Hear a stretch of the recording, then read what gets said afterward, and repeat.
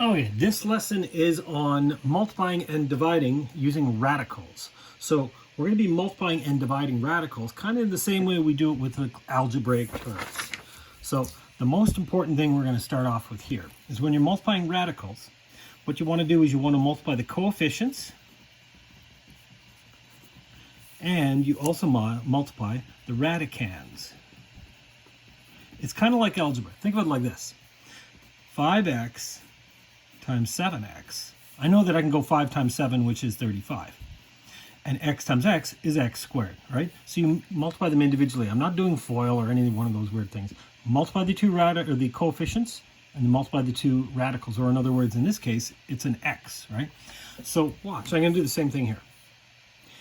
2 root 7 times 4 root 75. Okay, 2 times 4 is 8, right? And root 7 times root 75 is actually like root of 7 times 75 is 525. Okay, that's big, right? So that's root 7 times root 75. I can make that one big square root.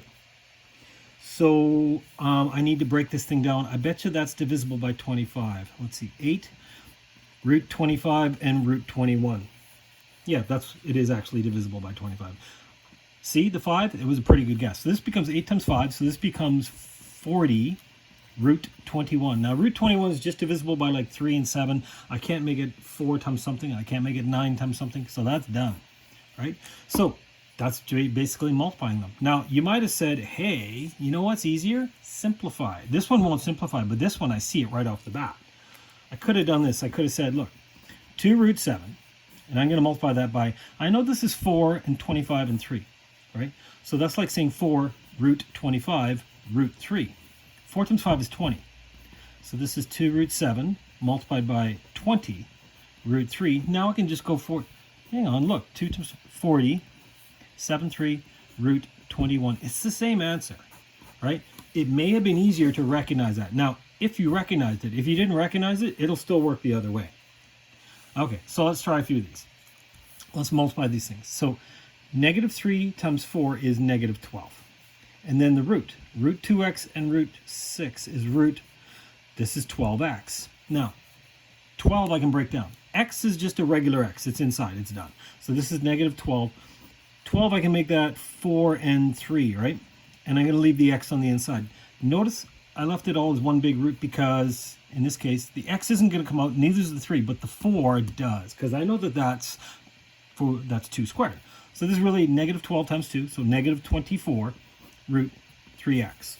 Now, quite often they'll probably put afterwards, they'll say x has to be greater than or equal to 0. We know that because it's a square root and the number inside has to be positive. It's not a huge deal, but whenever you have an x in there, they'll probably put this on the end of the question. Okay, just like using the distributive principle here. 7 root 3 times 5 root 5, so that's 35 root 15. And what about the other one?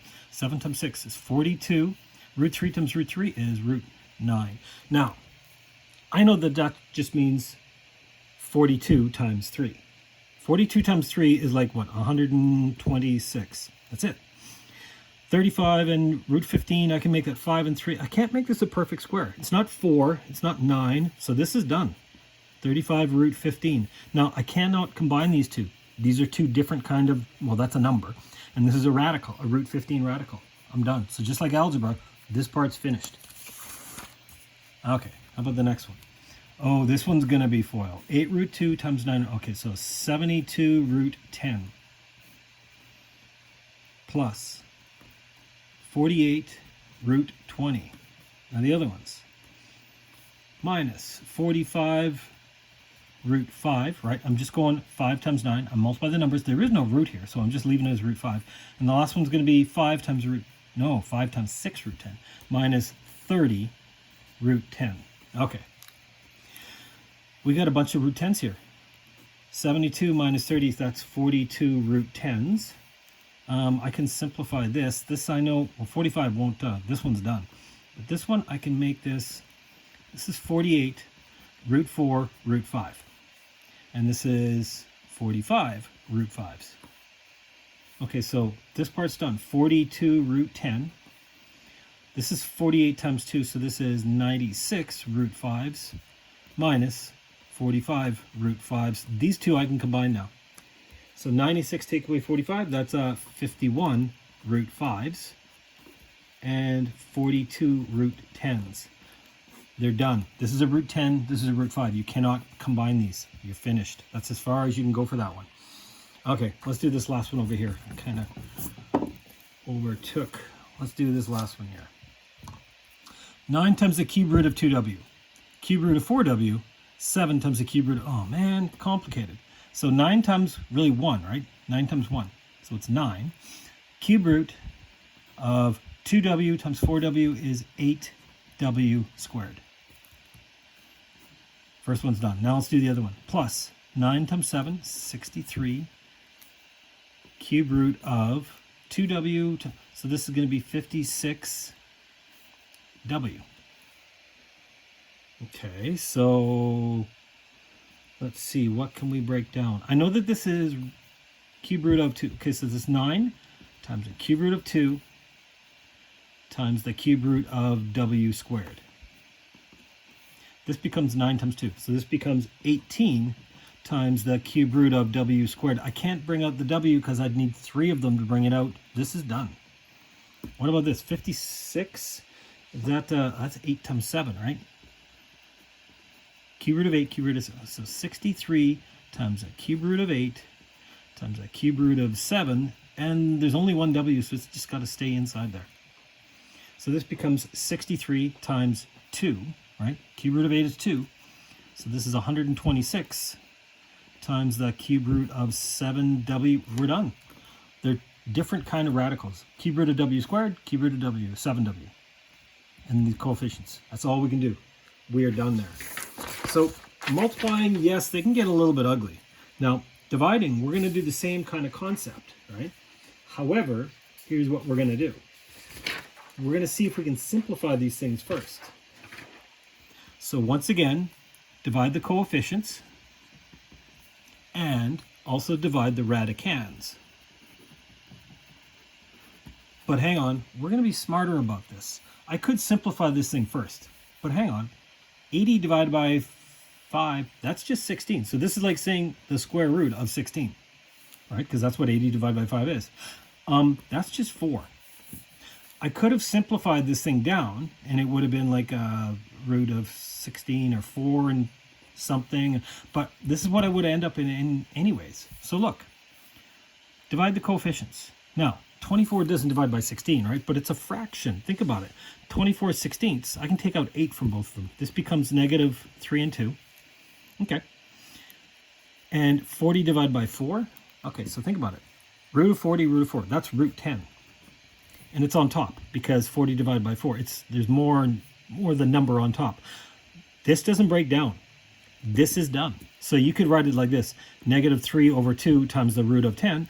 Or you'll also see it as negative 3 root 10 all divided by 2. They're the exact same thing. It doesn't matter.